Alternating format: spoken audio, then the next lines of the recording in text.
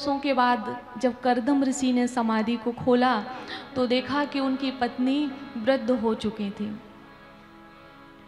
और उसके बाद उन्होंने कहा कि तुमने मेरी बहुत सेवा की है और अगर कुछ वरदान मांगना चाहो तो मांग लो। तो उन्होंने कहा कि मैं चाहती हूँ एक सुंदर घर हो और हमारी संतान हो। तो एक विमान प्रकट किया है और सरोवर में स्नान करके फिर से युवा हुई हैं, वृद्ध हो चुकी थी क्यों बहुत साले हो गए थे। फिर इन्होंने पूरे भारतवर्ष के तीर्थों का भ्रमण किया विमान पर बैठकर और 9 बेटियों को जन्म दिया। इसके बाद में ये वापस आई हैं और बेटियों का विवाह हुआ और कहा कि अब हमें भगवान का ध्यान करने के लिए वन में जाना है। देखिए, अगर कर्दम ऋषि का चरित्र पढ़ो तो शुरू से लेकर अंत तक तप में ही जीवन रहा, बस बीच के कुछ वर्ष दिए जो 9-10 संतानों को जन्म दिया। इन्होंने 100 वर्ष भ्रमण किया, उसमें ये संतानें हुई। तो उन्होंने कहा कि जब तक एक बेटा नहीं हो जाता है तब तक आप वन में न जाएं। तो कहते हैं कि फिर इनको याद आया कि भगवान ने कहा था कि ना तुम्हारे मन में, तुम्हारे हृदय में स्त्रियों के प्रति इतना सम्मान है तो मैं खुद ही तुम्हारा बेटा बनकर आऊँगा। बोले भगवान जन्म लेकर आएंगे, जो तुमने कहा वही होने वाला है। और एक समय के बाद में कपिल भगवान ने कर्दम ऋषि के घर में जन्म लिया। बोलिए कपिल भगवान की जय हो। और जैसे ही इनका जन्म हुआ है और ये इनके पिता कर्दम ऋषि वन में चले गए और आज देवहूति मैया ने अपने बेटा से कहा तम त्वागताहं शरणं शरण्यं स्वभृत्य संसार तरो कुठारं जिज्ञासयाहं प्रकृते पुरुषस्य नमामि सद्धर्मविदां वरिष्ठम् निर्विन्नानितरां भूमन् असद् इन्द्रियतर्षणा येन सम्भाव्यमानेन प्रपन्नान्धं तमा प्रभु। अपने बेटा से स्तुति करते हुए कहा, क्योंकि वो जानती थी कि ये भगवान है।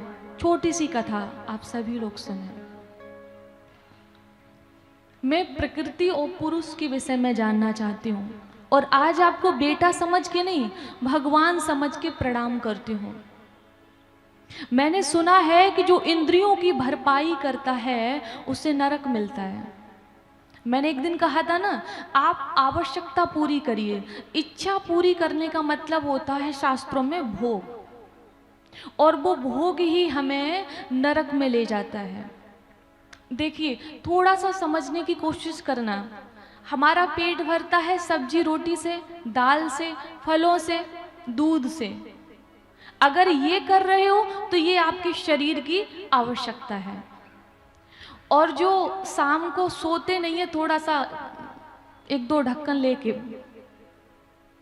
वो क्या है? वो इच्छा है। वो समझाने के लिए मेरी मजबूरी हुई कहना, मेरा ये विषय नहीं है, ठीक है? तो वो क्या है? वो कहते इच्छा। वो आपके शरीर की आवश्यकता नहीं है, वो आपकी जरूरत नहीं है, वो आपकी इच्छा है। तो जो लोग बिना पिए सोते नहीं हैं, बुरा तो नहीं मानोगे, कह दूं? यहाँ तो कोई करता नहीं है तो फिर बोल देना चाहिए, यहाँ तो कोई पीता ही नहीं है ना? यहाँ तो कोई नहीं पीता है तो बोल देना चाहिए ना। तो यहाँ के लिए नहीं है, जो लोग पीते हैं, मदिरा का पान करते हैं, उन्हें नरक की प्राप्ति होती है। जय।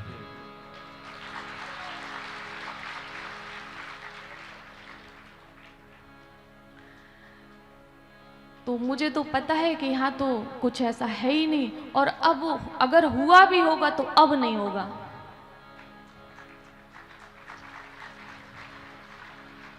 भगवान ने मुख दिया है दूध पीने के लिए, भगवान ने मुख दिया है अपनी स्तुति करने के लिए, भगवान ने मुख दिया है जूस पीने के लिए, तो उसको पीजिए। मैं एक बात कहती हूँ, आप वो खाइए जिसका भगवान का भोग लगता है। पेट के रास्ते में जो भी आपका खाना जाता है, जो भी आप खा रहे हो वो जाते हो, पेट का रास्ता जो है वो हृदय से होकर गुजरता है। तो जो जाता है वो आपके पहले मन में जाता है, उसके बाद पेट में जाता है। पहले आपका मन है, फिर पेट है, और मन में भगवान का निवास होता है। तो शुद्ध शाकाहारी भगवान को भी सुंघा देते हो, क्या सोचते होंगे वो भी।